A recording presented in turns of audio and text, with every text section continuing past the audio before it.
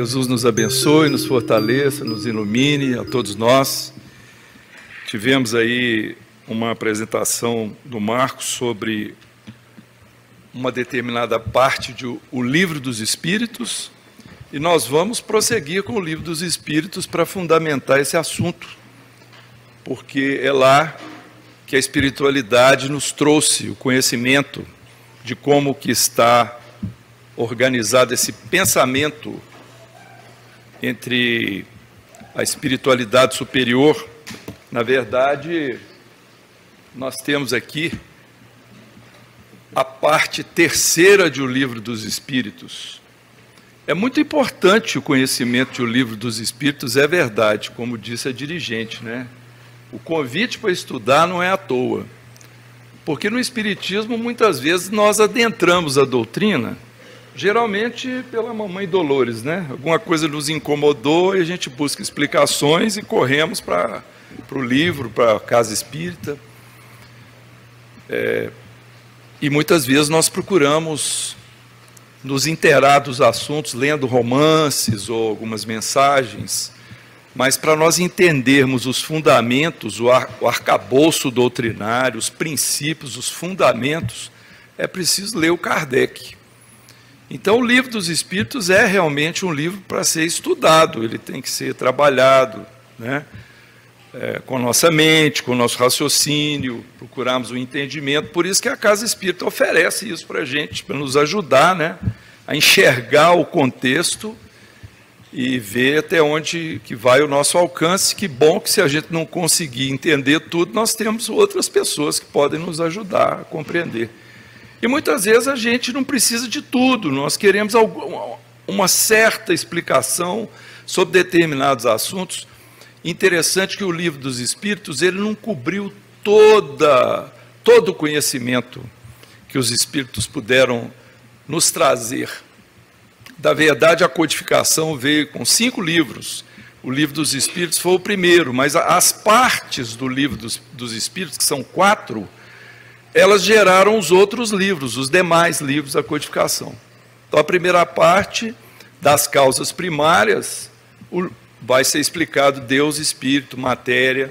A segunda parte, o mundo espírita ou mundo dos espíritos. Então, vai explicar onde que o espírito se insere no nosso universo. E vem essa terceira parte. Qual lei rege o espírito? É a lei moral, as leis morais. Por isso é importante que nós saibamos compreender esse contexto.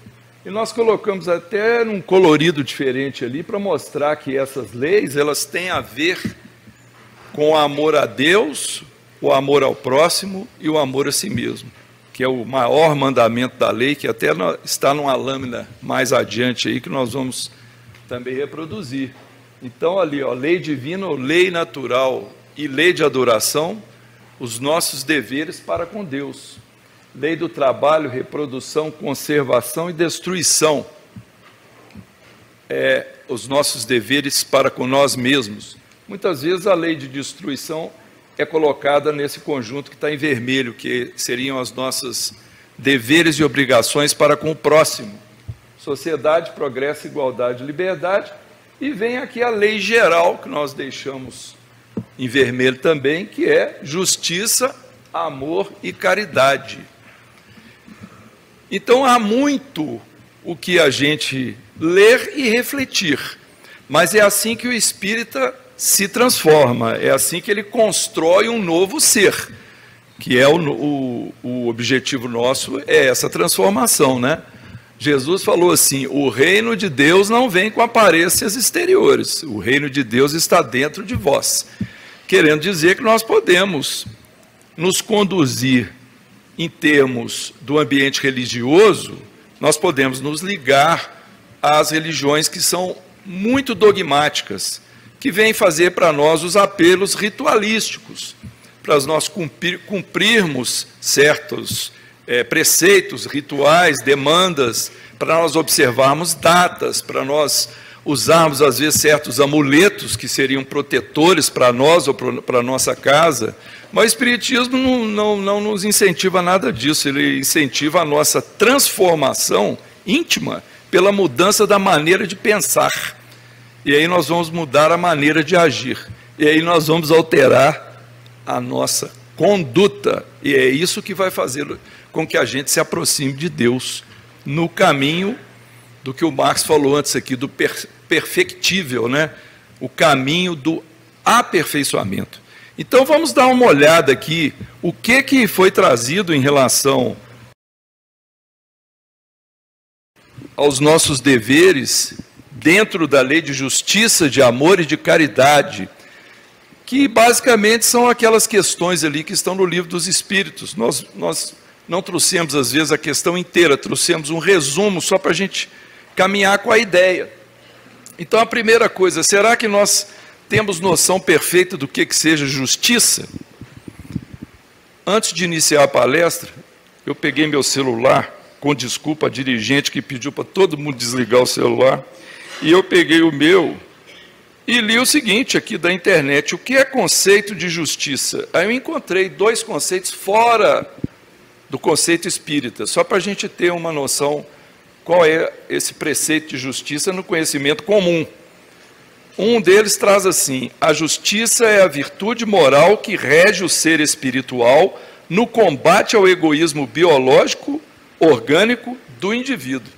É um conceito interessante, né? Combate ao egoísmo é algo que nós temos que nos preocupar realmente. Então, é uma virtude moral que rege o nosso ser espiritual. Isso está numa definição que não foi feita dentro de ambiente religioso. E numa outra diz assim: a justiça é um sistema aberto de valores em constante mutação. O direito é um conjunto de princípios e regras destinado a realizá-la, a realizar a justiça. Então, essa palavra mutação, ela foi muito importante, muito bem colocada nessa definição, porque a justiça humana é mutável, a justiça divina não. Aí que vem o nosso desafio: conhecer a diferença, conhecer o que é a justiça de Deus e o que é a justiça dos homens. Então, o sentimento de justiça está na natureza ou é resultado das ideias? Ou seja, só depois que a gente aprende sobre a justiça, né, nas nossas ideias, é que a gente vai ter o sentimento do que é justo e do que não é justo. Então, os Espíritos falam: está em tal modo na natureza que vos revoltais à simples ideia de uma injustiça. É fora de dúvida que o progresso moral desenvolve esse sentimento, mas não o dá. Deus o pôs no coração do homem. A questão 621 de O Livro dos Espíritos, a pergunta é a seguinte: onde está escrita a lei de Deus? Já ouviram essa pergunta? Lembram da resposta? A resposta é simples aí, ó. A nossa irmã está ali, ó. Na consciência. A lei de Deus está escrita em nossa consciência. É claro que não é algo que a gente vai lá, vamos abrir com uma faca, né, e ler o que... Não, é um sentido de conhecimento, é instintivo o entendimento, muitas vezes, do que é a lei de Deus e aqui no caso, do que é justo e do que é injusto. Daí vem que, frequentemente, em homens simples e incultos, se vos deparam noções mais exatas da justiça do que nos que possuem grande cabedal de saber. Então, não quer dizer que se eu tiver uma carreira acadêmica, chegar a títulos, né, acadêmicos muito importantes, eu vou ter mais conhecimento de justiça de que alguém mais simples, que não tem cultura nenhuma. Porque é um sentimento inerente à alma humana. É uma questão evolutiva também para nós, esse sentimento de justiça. Então, sendo a justiça uma lei da natureza, como se explica que os homens a entendam de modos tão diferentes, considerando uns justo o que a outros parece injusto? Aí entra aquela palavrinha, né? Ó, é porque a esse sentimento se misturam paixões que o alteram, como sucede a maior parte dos outros sentimentos naturais, fazendo que os homens vejam as coisas por um prisma falso. Normalmente a gente enxerga a justiça pela janela do nosso íntimo. Nós consideramos justo, muitas vezes, de acordo com o nosso egoísmo. Porque nós não pensamos no semelhante, a gente pensa em si mesmo. Isso nós temos exemplos assim, abertamente, e principalmente aqui no Brasil, quando a gente liga a televisão, quando a gente vai ouvir um noticiário, as coisas que acontecem, principalmente agora, que todo mundo noticia tudo quanto é problema que existe por aí, né? Toda desgraça familiar, social, está sempre em muito destaque nos aparelhos midiáticos. Então, vem sempre, às vezes, acontecimentos que nós, muitas vezes, taxamos de trágicos, mortes de criança, né? De pessoas que a gente diria inocente. E aí nós ficamos, muitas vezes, nos deparamos com pessoas exigindo justiça, exigindo punição, exigindo o pagamento daquilo. Ao passo que, para outros, aquilo pode ser algo normal, não tem nem sensibilidade com o problema. Então, nós estamos exemplificando como que é o entendimento no dizer do que é justo e do que é injusto. Será que todo homem que bate em mulher acha que é justo? Será que toda mulher que apanha de homem acha que é injusto? Desculpe, nós estamos apenas exemplificando, né? Nós estamos querendo dizer o seguinte, que para muitos, o senso dessas coisas é óbvio. Eu acho justo agredir por causa disso, disso e daquilo. Eu acho justo que eu seja agredida porque... Então, outro vai dizer que é isso, é um absurdo. Ou seja, nós estamos querendo mostrar como nós somos ainda muito frágeis nessas questões morais, porque muitas vezes depende do nosso ponto de vista. E quando nós colocamos o ponto de vista à frente das coisas, nós perdemos a balança do julgamento. O fiel da balança é o divino. É o que o Cristo nos ensinou. É a lei do amor ao próximo. Tanto que o título ali da lei já vem assim, lei de justiça, amor e caridade. Não tem como falar de justiça em termos divinos sem entrar com amor e caridade junto. Essa que é a questão, não é? Mas o nosso senso de justiça, ele vai ser sempre um pouco relativo. Até para falar de futebol, né? Meu time perdeu, foi injusto, ele jogou melhor do que o outro. Então nós temos faz parte do nosso cotidiano, esse tipo de comunicação, mas nós aqui estamos sendo convidados a um raciocínio mais profundo sobre a questão, não é? Como se pode definir a justiça? Então, nós mostramos aqui duas definições do conhecimento comum. Os espíritos responderam para essa pergunta, a definição: a justiça consiste em cada um respeitar o direito dos demais. Então nós vemos claramente que não tem como conversar a respeito de justiça sem ver o próximo. A justiça deixa de ser algo que me toca simplesmente. Ela tem que passar pelo amor ao próximo, ao semelhante, o seu direito, aquilo que lhe cabe. Então essa que é a grande forma de se raciocinar a respeito desse assunto, para que a gente saiba, até no nosso próprio julgamento, compreender. Eu estou pensando direito a respeito disso, essa justiça que eu estou querendo exigir aqui, está correta? Eu fui lá, me coloquei no lugar do outro, se eu estivesse no lugar do semelhante, é isso que eu ia desejar? Então nós vamos ver muito isso aqui, nas respostas, né? Que é o que determina esses direitos, o direito, né, para o semelhante. Os espíritos responderam duas coisas, a lei humana e a lei natural. Sem ler o resto ali, a lei humana é mutável ou imutável? Mutável. A lei que rege as civilizações na Idade Média é a mesma de hoje? Completamente diferente. Se a gente pegar um século das leis civis, nós vamos ver que houve mudanças assim, violentas, em vários sentidos éticos. Então, olha só, a lei humana e a natural. Tendo os homens formulados leis apropriadas aos seus costumes e caracteres, elas estabeleceram direitos mutáveis com o progresso das luzes. Então, o que é de nosso direito também vai sendo alterado. No passado, desculpa, eu estou usando muito esse exemplo, mas Depois não fala, né, que eu sou preconceituoso, não é isso. Mas no passado, as mulheres não podiam disputar Olimpíada, não podiam praticar certos esportes, não podiam adentrar determinados estabelecimentos. Então havia isso era um conceito geral que as próprias mulheres aceitavam.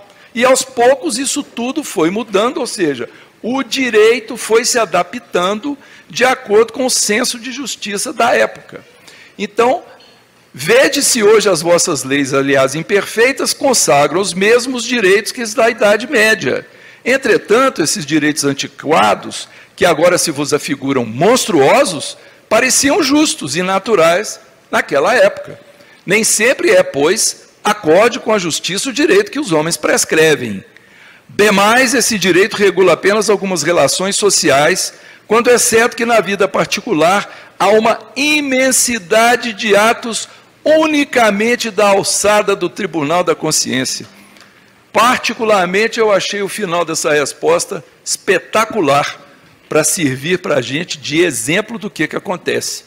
Porque quando nós julgamos as atitudes das pessoas no ambiente social, aí nós temos várias leis que regulam isso, inclusive as leis que nos dão direito a acionar, por exemplo, uma unidade policial, não é?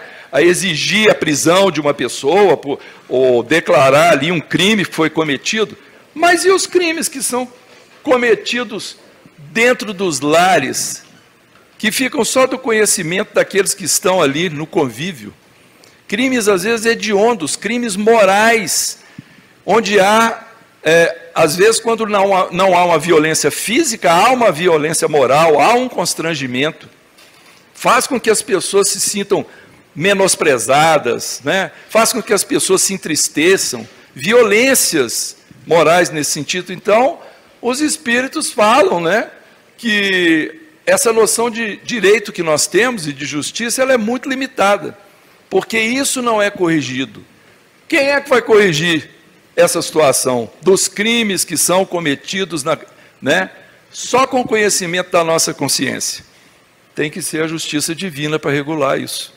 O espírito já veio programado para receber aquele corpo. Então foi muito antes do ato sexual, já tem o planejamento reencarnatório. Vamos ligar esse espírito ali, ó, onde ele vai receber o corpo que ele precisa para evoluir mais um pouco. É isso mesmo que o Marcos falou. Então isso está dentro da justiça divina, que nós precisamos cada vez mais procurar entender esse funcionamento. Posto de parte o direito que a lei humana consagra, qual a base da justiça, segundo a lei natural? Disse o Cristo: queira cada um para os outros o que quereria para si mesmo. Guia mais seguro do que a própria consciência não lhe podia Deus haver dado. Nem vou ler tudo, porque nós estamos então começando a compreender a nossa referência para direito e justiça, que é o próximo, é o que acontece com o semelhante, é o que acontece com quem está convivendo conosco, próximo de nós. O que nós gostaríamos que acontecesse conosco? Quando estamos observando o que está acontecendo com alguém, nós vamos perguntar: será que eu ia desejar isso para mim? Será que eu ia desejar um tribunal tão rápido para me condenar tão rapidamente, igual aconteceu aqui? Ou eu ia querer ser ouvido, eu ia querer explicações? Porque quando alguém comete algum crime e que fica de conhecimento público, né, só exemplificando também, muitas vezes pessoas saem à rua para poder linchar, para poder exigir a justiça ali na hora, querem matar a pessoa, querem machucar aquele que cometeu o crime. Quer dizer, Deus não faz isso conosco, Deus não faz assim conosco. Vem todo um campo de tempo, paciência, aprendizado. Então é preciso que a gente se eduque o nosso comportamento, a nossa maneira de raciocinar, e a gente aprenda que muitas vezes essa rapidez com que a gente deseja que a justiça seja feita vai nos colocar num campo ainda muito animalizado. Nós precisamos compreender que a justiça sempre vai ser feita. Claro que a justiça dos homens é necessária para coibir os crimes, para afastar certos elementos da sociedade, para eles não continuarem prejudicando as pessoas. E até nisso a gente sabe que tem muitas falhas. As leis são diferentes entre um país e outro país. Nós vimos aí o que aconteceu agora, nesse ano que nós estamos, com a saidinha de Natal. O que aconteceu? Várias pessoas que são agraciadas com essa, poder ter uma liberdade temporária, aproveitam que se afastaram do presídio e vão cometer outros crimes. Então, há falhas nos processos. Nós temos que ajudar, de alguma forma, esperando, com paciência, que isso seja corrigindo, usando das nossas orações, ou se a gente tiver uma articulação mais profunda, ajudar que as leis sejam aperfeiçoadas no nosso campo, da vivência aqui na Terra. Então, da necessidade que o homem tem de viver em sociedade, nascem-lhe obrigações especiais, certo, e a primeira de todas é a de respeitar os direitos de seus semelhantes. Então, isso vai sendo repetido aí quase toda a resposta. Qual a necessidade, qual a obrigação especial para o homem que vive em sociedade? Respeitar o direito do semelhante. Respeitar o direito do próximo. Então, isso vai sendo colocado a cada passo, Em vosso mundo, porque a maioria dos homens não pratica a lei de justiça, cada um usa de represálias. Então, nós criamos o nosso tribunal. E nós criamos as nossas punições, o nosso sistema de punição. A gente vai lá e age, como se nós fôssemos o juiz e o carrasco. Essa é a causa da perturbação e da confusão em que vivem as sociedades humanas. A vida social outorga direitos e impõe deveres recíprocos. Então, há os direitos e há os deveres. Então, não é só direito, nós também temos os deveres que nós temos que aprender a cumprir. O dever que nós temos que cumprir para com Deus, para com o próximo e para com nós mesmos. Essa é a grande lei. Então, nós precisamos caminhar sempre com essa noção de que quanto mais nós cumprirmos os deveres da forma correta, mais nós estaremos caminhando para o nosso próprio aperfeiçoamento espiritual. Podendo o homem enganar-se quanto à extensão do seu direito, que é o que lhe fará conhecer o limite desse direito. O limite do direito que, com relação a si mesmo, reconhecer ao seu semelhante em idênticas circunstâncias e reciprocamente. Eu avisei, vai voltar a ideia repetidamente. Está trazendo aí. O semelhante precisa ter o mesmo direito que eu gostaria para mim, em situação idêntica e reciprocamente. Qual o caráter do homem que praticasse a justiça em toda a sua pureza? O do verdadeiro justo é exemplo de Jesus. Porquanto praticaria também o amor do próximo e a caridade, sem os quais não há verdadeira justiça. Já tínhamos falado, repetimos, Sem amor e sem caridade. Jesus cometeu um absurdo naquela época, Porque ele pediu para a gente amar, não foi só o próximo, não. Ele pediu para a gente amar quem? O inimigo. Então, quando isso saiu, eu fico imaginando, quando essa notícia correu, o que o pessoal deve ter pensado. Muitos devem ter pensado, e muitos pensam assim até hoje. Esse cara era doido, desculpa falar assim, não estou querendo ser desrespeitoso, mas só trazendo para um jargão popular. Como é que pode falar um negócio desse? Amar o inimigo? Não tem condição. É o que a gente coloca, que é conhecido às vezes como choque de gestão. Jesus está fazendo a gestão dos nossos espíritos, a gestão das nossas almas, para nos indicar o caminho da felicidade, o alcance do reino dos céus, que é através do nosso aperfeiçoamento moral. Aí ele provoca um choque de gestão. Porque na época dele, na sociedade onde ele estava, os judeus só conheciam o amor aos amigos, aos da mesma raça, aos da mesma família, aos da mesma religião. Aí ama à vontade. Mas amar o inimigo, você está doido, de jeito nenhum. De jeito nenhum. Inclusive, no Antigo Testamento, na lei mosaica, tem lá um capítulo que fala para odiar os da tribo de Moabitas, era de Moabe, né? Amalecitas, a tribo de Amaleque, ou seja, a própria lei mosaica dava às pessoas o direito de odiar certos grupos. Então vem aí a imperfeição da época sendo corrigida pela lei trazida por Jesus, que é a lei do amor. O amor ele tem que ser pleno, mas nós não estamos ainda no estágio de entender esse amor em toda a sua extensão.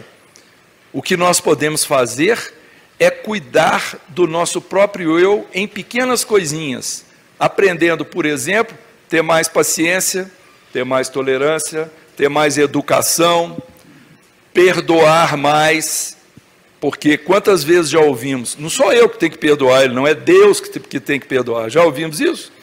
Já ouvimos, né? Nós chamamos isso de terceirização. Eu terceirizo para Deus a ação do perdão, eu não preciso perdoar, não, Deus é que tem que perdoar. Esse é um pensamento que nós temos que considerar antiquado. Agora vem o desafio. Nossa, mas fulano fez isso comigo, minha fulana fez isso, é um absurdo, tal. Fez. Mas o que é que eu posso fazer para perdoar, para esquecer? Porque às vezes o esquecimento não é memória. O fato não vai sair da minha cabeça. Eu não vou deixar de lembrar, mas eu vou transformar o sentimento. Pensando, quando fez aquilo, estava de cabeça quente, ou ainda vive um campo de ignorância de conhecimento da lei de amor que eu já estou tentando superar.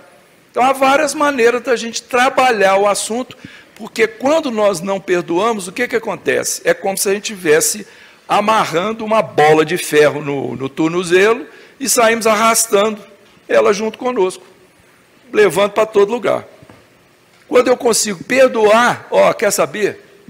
Larga para lá. Puf, soltei a bola de ferro, posso até voar, posso até sair voando, não é? Então isso são um sentido figurado para nos ajudar a compreender essas relações.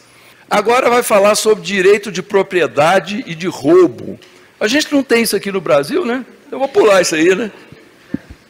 Qual o primeiro de todos os direitos naturais do homem? O de viver. Olha que interessante. Os Espíritos falam, nosso primeiro direito universal é o direito de viver. Por isso é que ninguém tem o de atentar contra a vida de seu semelhante, nem de fazer o que quer que possa para comprometer-lhe a existência corporal. Então nós não temos direito de agredir, de matar, de ferir, nós não temos direito de abreviar a vida. Ele está quase morrendo, peraí, vamos desligar o aparelho aqui para ele parar de sofrer. Nossa, que engano, quando a gente lê aqui as obras do Kardec, o que os espíritos falam sobre isso, que às vezes no último minuto, no último suspiro, o espírito vai arrepender, vai mudar alguma coisa, ou Deus pode trazer uma surpresa. Então, essa que é a questão. Quando nós estamos num campo de ignorância de conhecimento, muitas vezes a gente faz isso, a gente até pede para Deus, né? Às vezes tem um parente nosso que está sendo um peso na nossa vida, no sentido de dar trabalho, porque está adoecido, ou porque está muito idoso, ou porque veio com uma deficiência mental que exige muito cuidado, e aí nós ficamos doidos para aquilo encerrar logo, para eu poder viver minha vida livremente.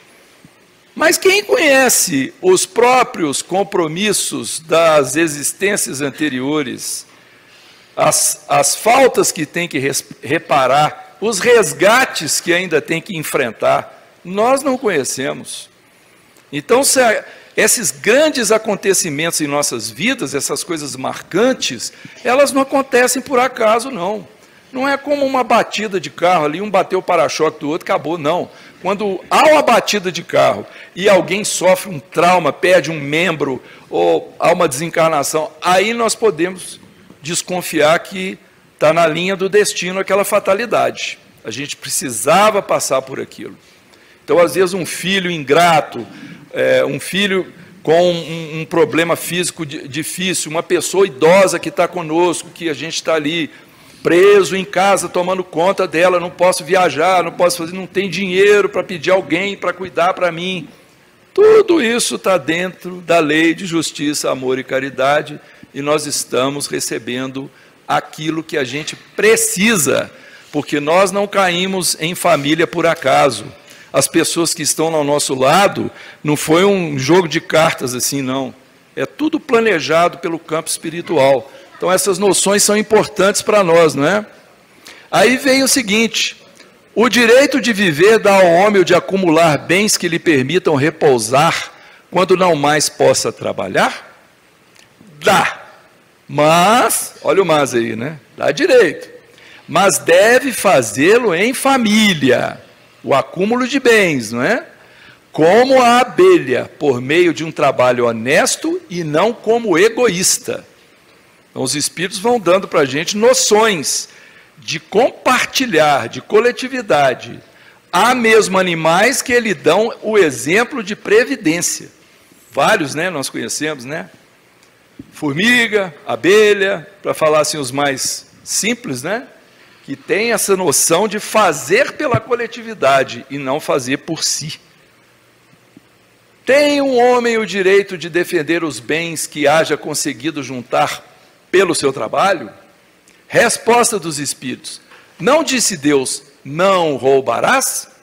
E Jesus não disse, dai a César o que é de César?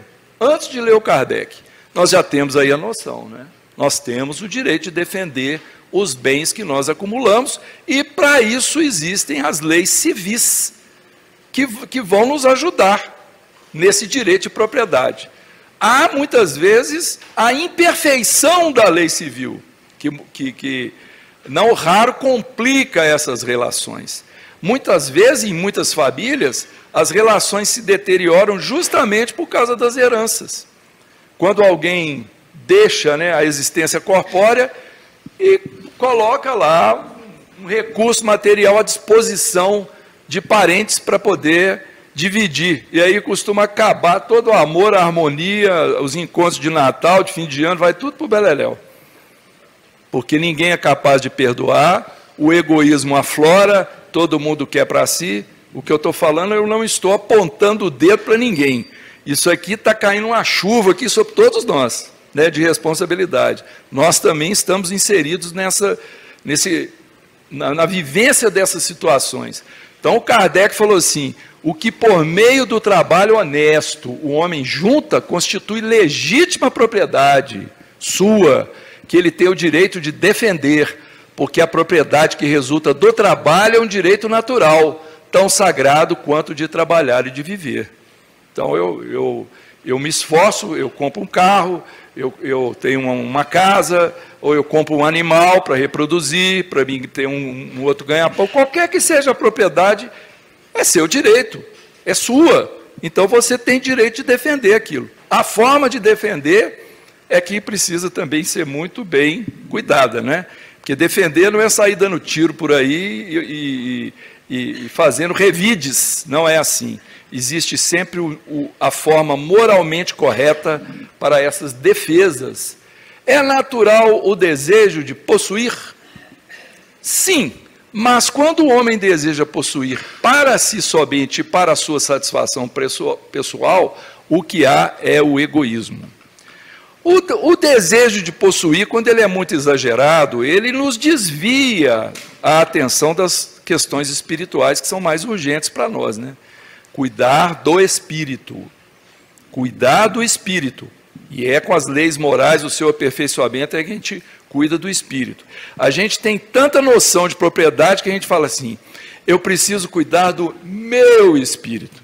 Então é uma colocação totalmente equivocada, né? Porque é como se eu fosse um ser à parte que tem um espírito e eu estou pegando ele para mim. Não, eu sou o próprio espírito. Como é que eu vou cuidar do meu espírito? Eu preciso cuidar das questões morais para o meu espírito, não é? Então nós temos, né? Todos nós vivemos isso muito intensamente. Meu filho, meu isso, meu aquilo. Tudo com essa noção de propriedade. Então, o possuir é um desejo natural. A questão é percebermos se estamos com sentimentos egoístas. É isso que a gente tem que cuidar para que a gente faça a coisa da melhor maneira possível.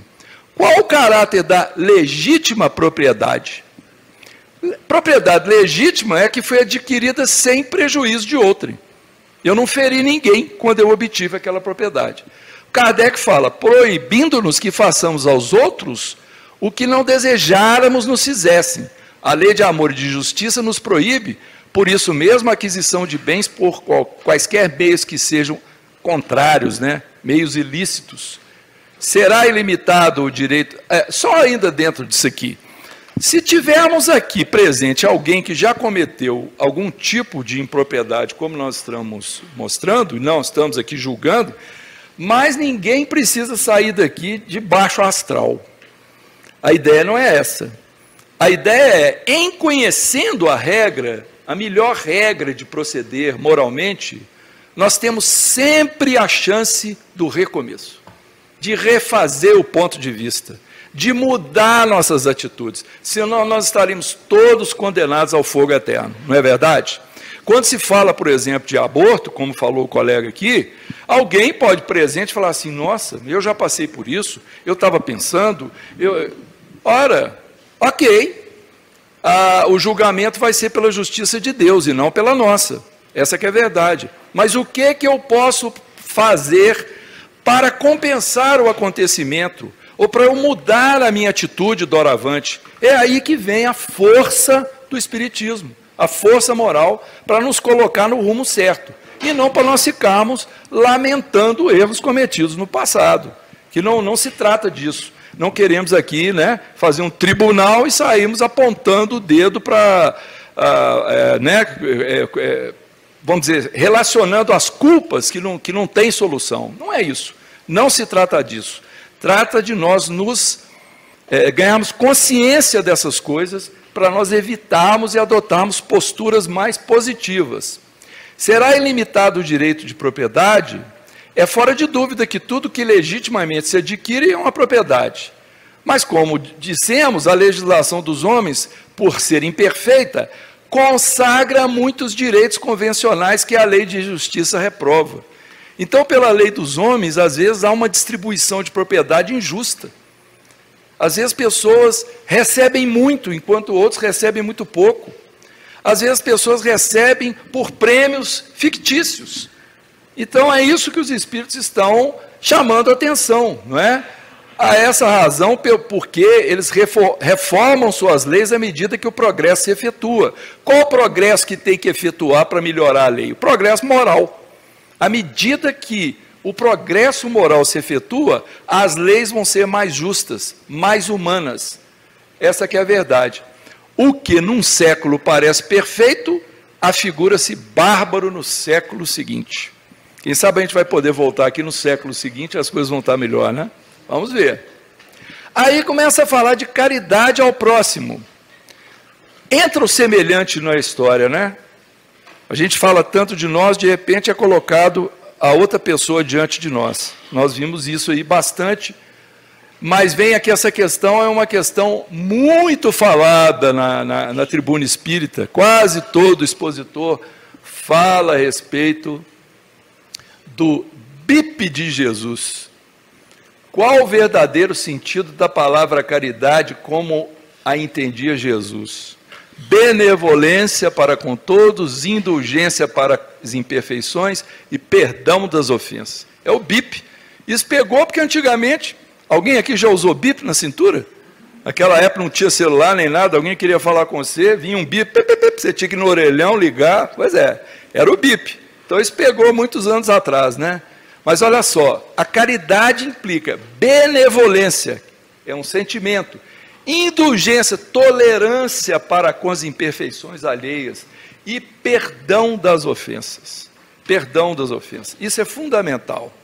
Então, outro dia estávamos, por exemplo, nós temos lá um vizinho que deixou a televisão muito alta, num domingo à noite, e meia-noite a 1h da manhã, a televisão dele aos berros, e a gente não conseguia dormir.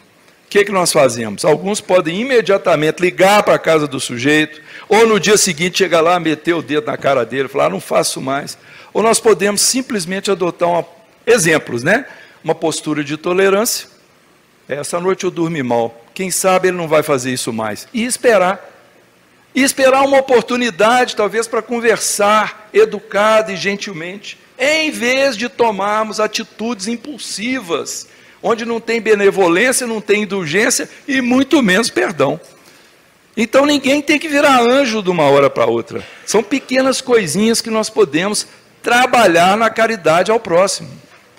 Olha aqui, Jesus também disse, amai os vossos inimigos. Ora, o amor aos inimigos não será contrário às nossas tendências naturais, e a inimizade não provirá de uma falta de simpatia entre os espíritos? Vamos ver o que a espiritualidade superior respondeu. Certo, ninguém pode votar aos seus inimigos um amor terno e apaixonado. Não foi isso que Jesus entendeu de dizer. Amar os inimigos é perdoar-lhes e lhes retribuir o mal com o bem. O que assim se procede se torna superior aos seus inimigos, ao passo que abaixo deles se coloca se procurar tomar uma vingança. Acho que eu nem preciso explicar, né? Ficou tão claro ali a palavra dos Espíritos que não vou nem explicar, já está explicado.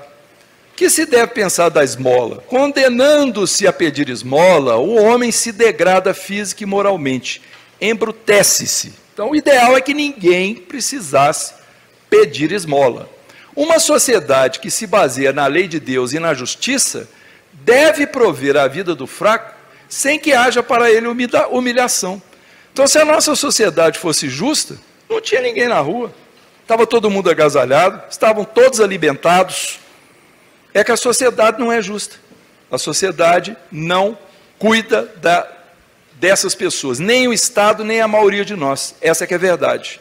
Então nós fazemos como a parábola do bom samaritano. Lembra da parábola do bom samaritano? Havia um homem que descia de Jerusalém para Jericó. Só aí já vem um movimento de queda moral, né? É do sagrado para o profano. Aí ele foi assaltado, parará, ficou lá, todo arrebentado. Aí passou um sacerdote, passou um levita, todos os dois olharam, fingiram de morto, deixaram ele lá todo arrebentado. Aí veio o samaritano. Por que Jesus colocou o samaritano na história?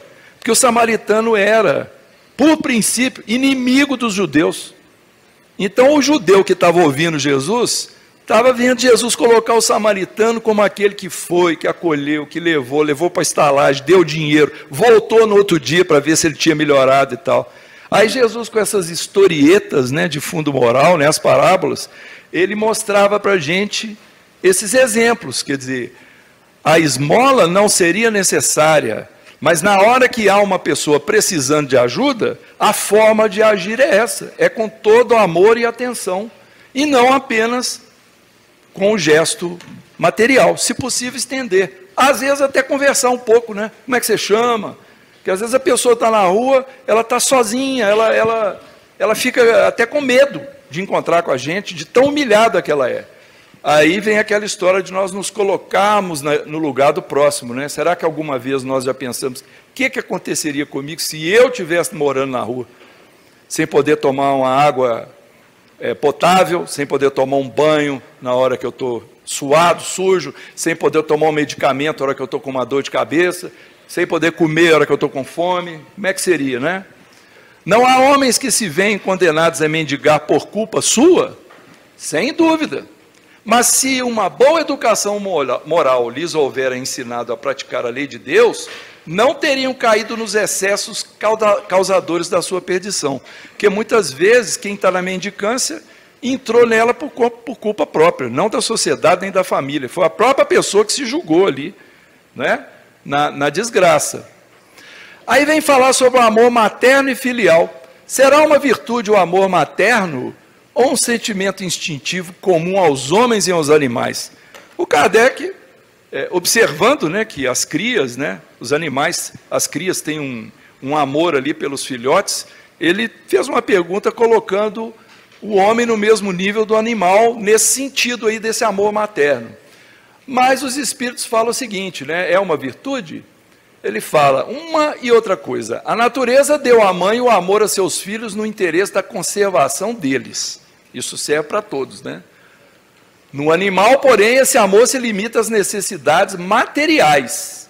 No homem persiste pela vida inteira e comporta um devotamento e uma abnegação, que são virtudes, sobrevive mesmo à morte e acompanha o filho até no além-túmulo. Então, a diferença do amor maternal do humano é isso. É que o amor materno, normalmente, né, das mães pelos filhos, ele é eterno. Ele sobrevive à morte do filho, sobrevive à morte da mãe, porque a mãe adentra o campo espiritual com o mesmo amor que devotava ao filho, não é? Então, estando a natureza o amor materno, como é que há mães que odeiam os filhos desde a infância? Bom, aqui eu não vou descer muito em detalhes, porque nós já estamos caminhando para o final, mas às vezes a mãe recebe um filho como prova, é o filho difícil. Então, às vezes, não tem nem como dedicar um amor muito grande, porque já havia uma antipatia espiritual de existência anterior. Então, é por isso que vem a lei de amor no processo da reencarnação. Pessoas que não se davam bem são colocadas próximas, juntas, se unem. Toda vez que a gente tiver na família alguém assim que a gente não bate muito, eu duvido que alguém aqui tenha isso, né? Que tenha algum familiar assim que não gosta muito, né? Nós podemos desconfiar. Deus colocou aqui para eu evoluir, para testar minha paciência, minha tolerância, minha capacidade de perdoar e vai por aí afora. E de fazê-lo independente se o outro vai fazer a mesma coisa para mim. Aí que está. Aqui fala a questão dos filhos causando desgosto aos pais. E eu queria trazer aqui, porque nós temos 5 minutos. Olha lá. 5 minutos. Então, olha lá. Aqui é o grande mandamento da lei, né? Amar o próximo como a si mesmo, né? Está aqui, ó. Espera lá. Ó. Os fariseus, ouvindo que ele fizera emudecer os saduceus, reuniram-se no mesmo lugar e um deles, doutor da lei, interrogou-o para o experimentar, dizendo, qual o grande mandamento da lei? E Jesus disse-lhe, amarás o Senhor teu Deus de todo o teu coração, de toda a tua alma, de todo o teu pensamento. Este é o primeiro e grande mandamento. E eis o segundo, aí para mim vem a palavra chave, semelhante a este. Amarás o teu próximo como a ti mesmo.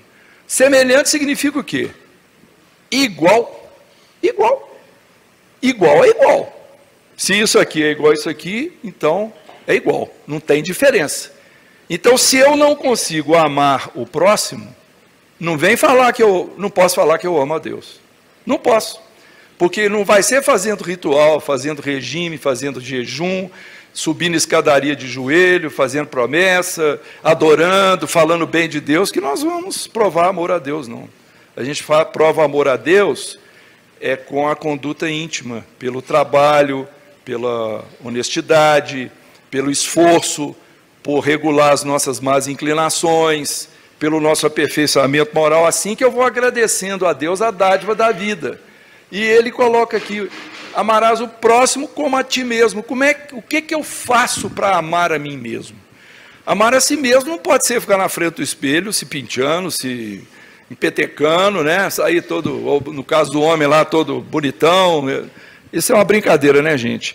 Amar a si mesmo é se preparar para amar o semelhante. Esse é que é o amor a si mesmo.